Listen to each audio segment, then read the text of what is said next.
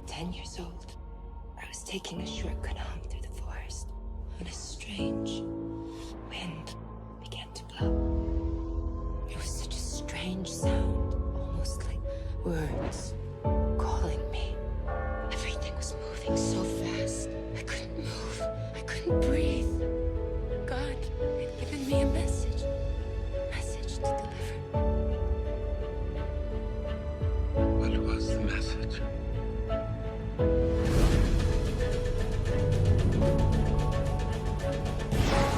He said that I must save France from her enemies and bring her back into the hands of God. Follow me!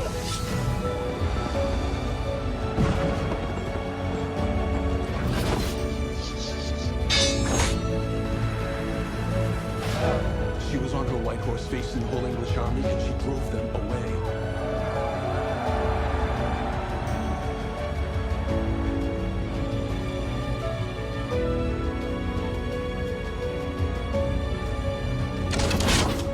That's too easy.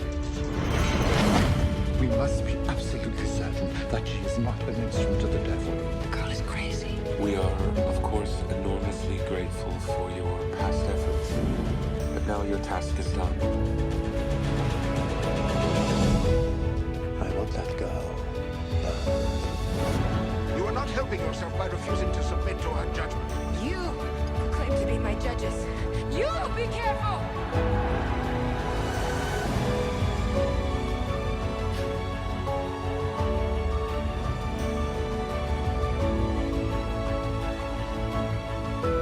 Do you think that God made the right decision to take an ignorant girl to save the kingdom of France?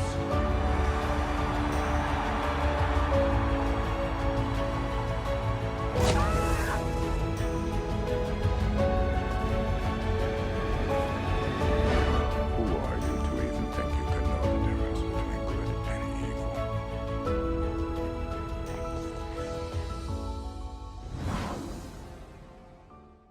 Halo guys, welcome back to my YouTube channel Mega Rare.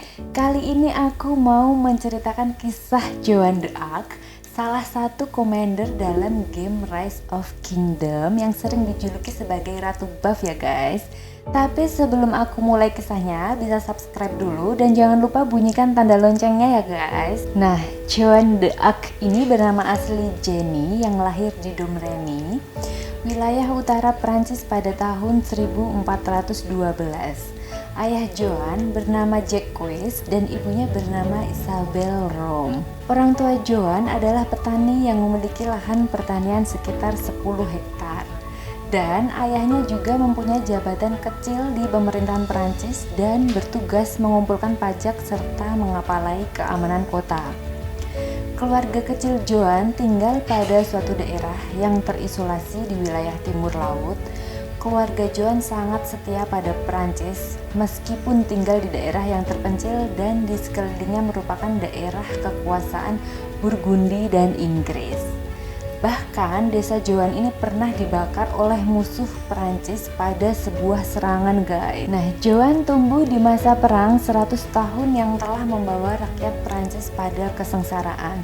Saat itu merupakan titik terendah kerajaan Prancis dalam sejarahnya. Kisah Joan bermulai saat Joan merasa mendapat pencerahan atau bisikan gitu ya, yang ia yakin sebagai petunjuk dari Tuhan. Nah, Joan merasa ditugaskan untuk mengusir Inggris dan membawa sang Dauphin, yaitu Charles yang merupakan raja Prancis sesungguhnya, untuk dibawa ke Reims, yaitu salah satu kota yang sangat penting pada tradisi kerajaan Prancis, di mana raja Prancis dinobatkan. Untuk memenuhi misi ilahinya ini, Joan bahkan bersumpah bahwa ia tak akan menikah dan tetap suci. Joan berani menolak sebuah perjodohan dan meyakinkan ayahnya dan pihak gereja bahwa ia melaksanakan pencerahan yang ia dapat, sehingga Joan dijuluki La Pucelle yang artinya sang dara atau sang perawan. Nah, kemudian pada saat Joan berumur 16 tahun, tepatnya pada tahun 1428, Joan meminta kepada Duran Lasois yaitu salah seorang keluarganya untuk mengantarkannya ke Vaucluse.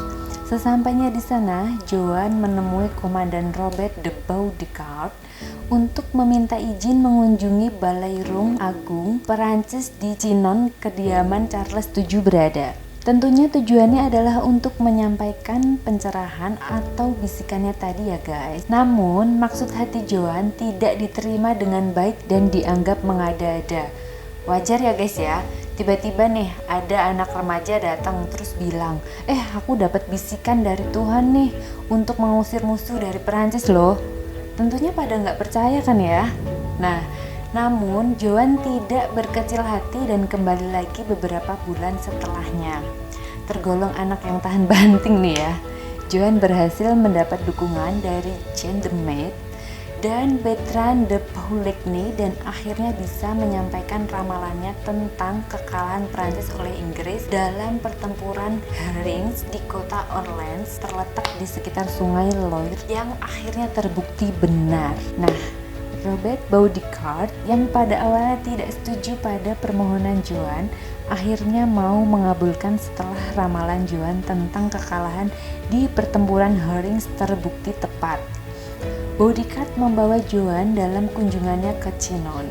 Sesampainya di Chinon, Joan menyampaikan semua ramalan dan bisikan dari Tuhan yang datang padanya.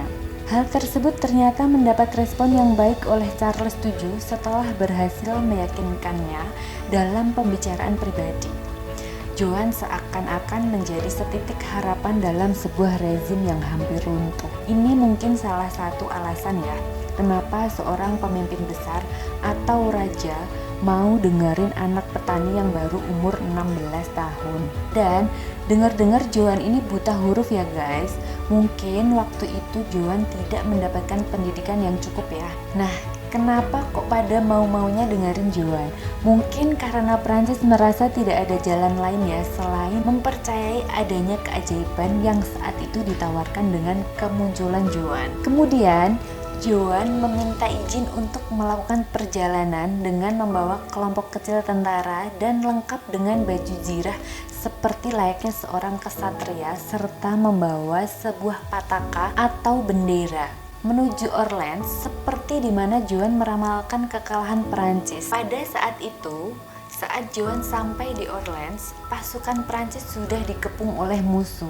Kota Orleans merupakan salah satu kota strategis yang sangat penting. Jika kota Orleans berhasil ditundukkan oleh pasukan Inggris, maka bisa dikatakan Prancis telah kalah dalam peperangan panjang itu. Awal mula keterlibatan Joan dalam militer Prancis tidak dianggap dan dipandang sebelah mata oleh para dewan perang Prancis. Hal ini membuat Joan memutuskan untuk mengesampingkan strategi hati-hati yang biasa diterapkan oleh pasukan Prancis. Joan lebih memilih melakukan serangan langsung ke benteng lawan. Ternyata hal tersebut membawa Joan dan pasukannya mendapatkan kemenangan dan memukul mundur pasukan Inggris. Hal tersebut membuat komandan perang Inggris melakukan tarik mundur pasukan selama 9 hari dari kota Orleans. Atas kemenangan itu, Joan menjelma bagaikan cambuk semangat pasukan Prancis. Kedatangannya seakan lebih terang dari cahaya. Kemenangan dalam pertempuran di kota Orleans membawa Inggris berpikir bahwa pasukan Prancis akan langsung menuju Paris atau Normandia dan kembali merebutnya. Hal itu juga terbesit dalam pikiran para dewan perang Prancis, tapi lagi-lagi Joan memberikan pendapat yang sangat berbeda. Joan justru ingin menuju kota Reims yang berada di 2 kali lipat jarak menuju Paris. Tentu saja pendapat Joan mendapatkan protes dan tekanan dari dewan perang. Namun, Joan berhasil meyakinkan semuanya untuk segera melakukan apa yang sudah disarankannya, yang kemudian disebut dengan kampanye Loire. Dalam perjalanan menuju kota Reims, Perancis berhasil menaklukkan kota-kota yang berada dalam jalur perjalanannya. Hal ini membuat pasukan Perancis semakin percaya pada Joan. Keajaiban demi keajaiban telah terjadi. Joan yang setiap kali berada pada garis depan tanpa rasa takut mengangkat tinggi-tinggi patakannya dan memimpin serangan menjadikannya sebuah simbol keberanian dan membuat pasukan Prancis berkobar dan siap bertempur di sisi Joan. Setelah sampai di kota Reims dengan banyak kemenangan, Joan berada di sisi Charles VII ketika ia dinobatkan sebagai raja. Wah, bisa kesampaian juga ya guys misi Joan yang tentang mengusir musuh dan menobatkan Charles menjadi raja Perancis. Nah, setelah penobatan Charles menjadi raja Perancis, Joan berencana untuk segera melakukan penyerangan ke Paris. Namun Charles sang raja Perancis ragu pada hal tersebut setelah salah satu komandan perangnya memberikan saran untuk melakukan gencatan senjata dengan Burgundi. Keputusan raja Perancis Charles VII ini dimanfaatkan Burgundi untuk mengulur waktu dan memperkuat pertahanan kota Paris agar sulit untuk direbut kembali oleh Perancis. Selang beberapa waktu, barulah Perancis melakukan serangan ke kota Paris dan menundukkan kota-kota yang berada di sekitar Paris secara bertahap. Joan menjadi salah satu yang sangat penting di dalam pasukan Perancis. Dalam sebuah pertempuran, Joan terkena busur panah. Namun, ia dengan cepat segera bangkit dan kembali ke medan perang, mengangkat patakannya setinggi mungkin dan terus memimpin pasukannya yang semakin terbakar semangatnya melihat Joan yang tak pernah menyerah sampai akhir hari. Keesokan harinya, Joan mendapat perintah dari kerajaan untuk menarik mundur pasukan. Setitik harapan telah muncul setelah perang yang berlangsung selama hampir 100 tahun. Ada kemungkinan Perancis akan memenangkan peperangan yang panjang ini. Semua rakyat Perancis merasa bahwa kemenangan sudah di depan mata berkat Joan d'Arc, anak petani tanpa pengalaman militer sedikit pun, tapi mampu membawa Perancis keluar dari kekalahannya. Namun sayangnya harapan itu meredup ketika Joan telah ditangkap oleh pasukan Burgundi saat melakukan penyerangan ke wilayah lawan. Saat itu, pasukan Burgundi mendapat pasukan tambahan dalam jumlah besar dan memaksa Joan untuk menarik mundur pasukannya. Dengan sangat terhormat, Joan berada di medan tempur sampai seluruh pasukannya yang tersisa mundur, yang akhirnya membuat Joan terkunci di wilayah lawan dan dijatuhkan dengan panah. Burgundi kemudian menyerahkan Joan pada pemerintahan Inggris dan ditahan di kota Reims. Joan melewati beberapa proses pengadilan dan dituduh melakukan bidah. Bidah itu semacam istilah untuk jalan dari agama yang dibuat-buat gitu ya guys. Joan juga dituduh melakukan sihir dan berpakaian pria. Jadi memang saat itu wanita berpakaian pria bukanlah hal yang lazim ya teman-teman, bahkan dianggap menyalahi aturan. Akhirnya Joan d'Arc dinyatakan bersalah dan dieksekusi mati di Pasar Lama kota Rouen pada 30 Mei 1431. Joan diikat pada sebuah tiang pancang untuk dieksekusi dan disaksikan penduduk sekitar dan pasukan Inggris. Kasian banget ya guys, ya ampun. Nah, setelah kematian Joan, terjadi banyak protes hingga akhirnya diadakan sebuah pengadilan yang menyatakan Joan tidak bersalah dan justru menyatakan hakim yang memberi keputusan pada Joan lah yang bersalah karena mengeksekusi mati wanita yang tidak berdosa. Joan juga dinyatakan sebagai pahlawan yang berjasa besar pada Perancis. Sampai di zaman modern pun kisah Joan d'Arc telah menginspirasi banyak orang. Dari kisah ini kita belajar bahwa kesuksesan bisa datang pada siapa saja yang berusaha.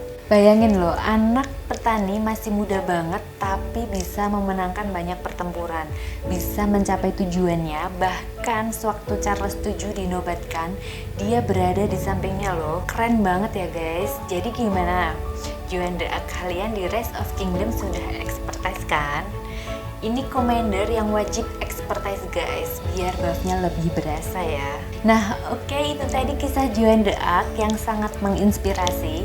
Terima kasih yang udah nonton dan jangan lupa di subscribe, di like, di komen, dibunyikan tanda loncengnya ya guys, biar kalau ada konten-konten terbaru dari aku, kalian orang pertama yang tahu konten terbaru dari aku.